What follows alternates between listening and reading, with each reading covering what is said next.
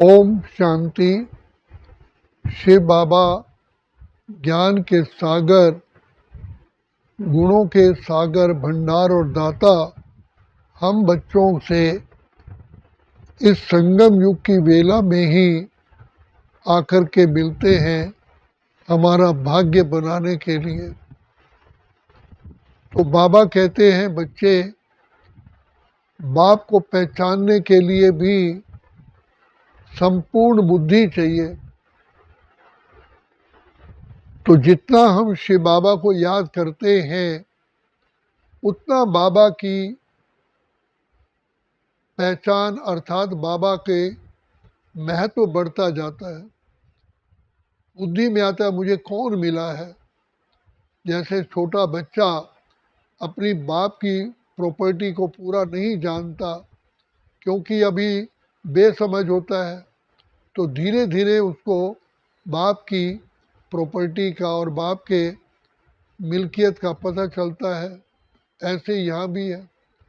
तो बाबा कहते हैं मुझे संपूर्ण रीति पहचानने वाले कोटों में कोई है और कोई में भी कोई है। तो क्योंकि भगवान मिलते तो सबको हैं, लेकिन भगवान परमात्मा हमारे सामने विराजमान है। परमात्मा हमें ये शिक्षा दे रहे हैं। इसमें साधारण तन में आए हुए बाबा को कई भूल कर देते हैं, क्योंकि वो समझते हैं कि भगवान तो इतने बड़ी सजे सजाए रूप में आएंगे। आज तक सुना है कि श्री कृष्ण के रूप में, श्री राम के रूप में। लेकिन बाबा कहते हैं कि बच्चे, मैं तो तुम बच्चों का पिता हूँ। पिता अपने बच्चों के सामने क्या अपना दिखावा थोड़ी दिखाएगा। पिता तो बहुत बहुत सिंपल रीति से बच्चों से मिलता है और बच्चों की सेवा के लिए पिता बंधा हुआ है। तो बाबा कहते हैं कि सेवाधारी कभी भी दिखावा नहीं करता। सेवाधारी को सेवा करने में ही खुशी मिलती है, आनंद आता है, उसको सुख मिलता है। तो बाबा कहते हैं मैं तो बच्चों की सेवा के लिए हाजिर हुआ हूँ और मुझे कल्प में एक ही बार तुम बच्चों से मिलन होता है, सारा कल्प तो होता नहीं। परम धाम में चाहे तुम आत्मा मेरे साथ बैठी रहती हो, लेकिन वहाँ पर कोई भाषा तो आती नहीं है। संगम युग पर ही मुझे भी ये आता है कि ये मेरे लाडले बच्चे हैं और मैं इन बच्चों की सेवा करने के लिए अर्थात इनको महान से महान बनाने के लिए मैं बंधा हुआ हूँ। तो बाबा अपने कर्तव्य को 100% से भी ज़्यादा करते हैं, लेकिन हम बच्चे देहाभिमान में आने के कारण हमारी बुद्धि में वायरस आ जाता है। तो बाबा कहते हैं जैसे लुकिंग ग्लास पर, शीशे पर अगर डस्ट आ जाए तो चेहरा तो स्पष्ट नहीं दिखाई देता। इसी प्रकार से तुम आत्माओं के इस पतित विकारी भ्रष्टाचारी दुनिया में रहने के कारण डस्ट आती रहती है। तो जितना बाबा को याद करते हो तो वो वाइपर की तरह डस्ट क्लीन हो जाती है। इसीलिए बाबा कहते हैं बच्चे, शिव बाबा की याद में रहोगे तो तुम्हारी चढ़ती कला होगी, तुम्हें दिव्यता आएगी, तुम्हारे अंदर श्रेष्ठता आएगी, तुम्हारे अंदर महानता आएगी। तो जैसे ऑक्सीजन वायु में ज़्यादा होती है तो मनुष्य बहुत सुख का अनुभव करता है। अगर हवा में ऑक्सीजन कम होती है तो मनुष्य में आलस्य आता है, ब्रेन पूरा काम नहीं करता, ब्रेन पूरा फ्रेश नहीं होता। इसलिए पेशेंट को ऑक्सीजन दी जाती है, क्योंकि वो ऑक्सीजन को, जैसे छोटा बच्चा खा नहीं सकता चाहे थाली में सारा कुछ रखा हो, उसकी खाने की शक्ति कम होती है। पेशेंट को भी ऑक्सीजन लेने में कमी होती है, वो इतनी एब्जॉर्ब नहीं कर सकता, ग्रहण नहीं कर सकता। इसी प्रकार से बाबा कहते हैं तुम्हारे ज्ञान ग्रहण करने की शक्ति भी कम है, क्योंकि तुम्हारी बुद्धि विकारों के कारण वीक हो गई है, डल हो गई है, कमज़ोर हो गई है।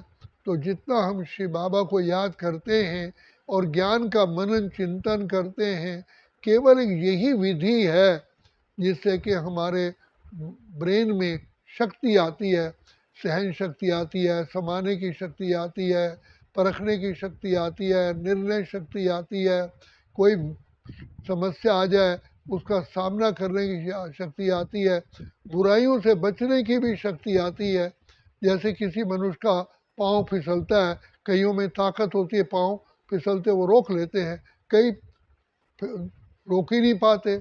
ऐसे ही हम आत्माओं को बाबा कहते हैं बच्चे शिव बाबा को जितना प्यार से याद करोगे और जितना तुम दैवी गुणों का धारणा करोगे, अन्न की परहेज करोगे, डेली क्लास करोगे और शुद्ध अन्न शुद्ध संग करोगे, तो ये दिव्य गुणों की धारणा भी होगी और तुम्हारा बाबा से कनेक्शन जुटा रहेगा। क्योंकि ये हमारे कनेक्शन को वीक करने की सबसे बड़ी बात होती है व्यर्थ और संग का रंग। तो बाबा को याद करने से हम आत्माओं में समझ भी आती है और बल भी बढ़ता है, तब हम व्यर्थ संकल्प से बच पाते हैं और ज्ञान का मनन चिंतन करते हैं। जैसे कोई फ्रूट या घी की चीज़ पचाने के लिए हाई डाइजेशन पावर चाहिए, पचाने की शक्ति चाहिए, ऐसे ही ज्ञान की बातों को भी समझने के लिए और उसको गहराई में जाने के लिए भी बुद्धि सद्विवेक चाहिए। तो शिव बाबा की याद से ही सद्विवेक होता है। बाबा हम बच्चों को पावर देते हैं, जैसे मोबाइल कंप्लीट चार्ज होता है तो हमारी बात पूरी हो पाती है, अगर उसमें चार्जिंग कम होता है तो हमारी बात भी उतनी नहीं हो पाती। ये भी ऐसे ही है। बाबा कहते हैं आत्मा को बलवान बनाने का एक तरीका है शिव बाबा की प्रेम भरी याद। इसलिए बाबा कहते हैं मन मना भाव, बच्चे अपने को आत्मा समझ बाप को याद करोगे तो आत्मिक स्मृति में आने से ऑटोमेटिकली निराकारी स्थिति में टिकने से हम निरअहंकारी निर्विकारी और बाहर के वातावरण से अपने आप को हम सुरक्षित कर सकते हैं, वरना तो उसमें हम फेल हो जाते हैं। तो क्योंकि बाहर का वातावरण हमें बहुत आकर्षित करता है, क्योंकि सीढ़ी उतरना तो आसान है, चढ़ना मुश्किल होता है। तो चढ़ने के लिए बाबा का साथ और हाथ चाहिए। साथ है याद और हाथ है श्रीमत। तो हाथ और साथ दोनों जब मिलते हैं तो हमारी चढ़ती कला होती है। तो बाबा रोज़ आकर के हमें ज्ञान का डोज देते हैं और बाबा कहते हैं जितना तुम ज्ञान को धारण करोगे, आत्मिक स्मृति में रहोगे, तो बाबा से प्यार बढ़ता है।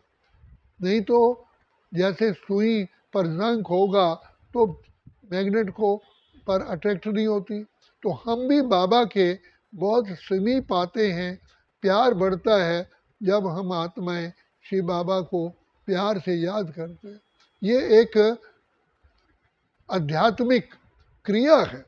तो बाबा को याद करते हैं फिर ऊपर चढ़ते हैं, याद करते हैं फिर ऊपर चढ़ते हैं, तो इससे चढ़ती कला में जाते हैं। और बाबा को भूलने से ही हम गिरती कला में जाते हैं। इसलिए बाबा कहते हैं बच्चे तुमको बाप को याद करना है। तो बाप तो वैसे ही बच्चों को याद आता है, और बाप ज़्यादा याद तब आएगा, बाप से प्राप्तियाँ सारे कल्प की सामने रखो। सारे कल्प के लिए बाबा हमें भरपूर करने के लिए आया। तो यही समय है चढ़ती कला का। फिर तो सतयुग से लेकर के कलयुग अंत तक हम गिरते ही आते हैं। इसलिए बाबा कहते हैं इस समय तुमको मैं लिफ्ट देता हूँ। लिफ्ट है ज्ञान और योग की, जिससे तुम सर्वगुण संपन्न, 16 कला संपूर्ण, संपूर्ण मुक्त, निर्विकारी, संपूर्ण अहिंसक बनते हो। तो हमारा लक्ष्य ही है मुक्ति, जीवन मुक्ति का। उसको प्राप्त करने के लिए ज्ञान और योग, ज्ञान और योग का बैलेंस चाहिए। ज्ञान की धारणा तब होगी जब हमारा पिता शिव बाबा से अति प्यार होगा, जिसको योग कहते हैं, जिसको बाबा की याद कहते हैं।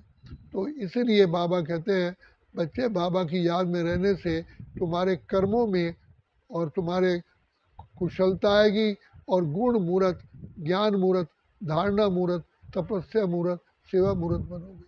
अच्छा, ओम शांति, ओम शांति, ओम शांति।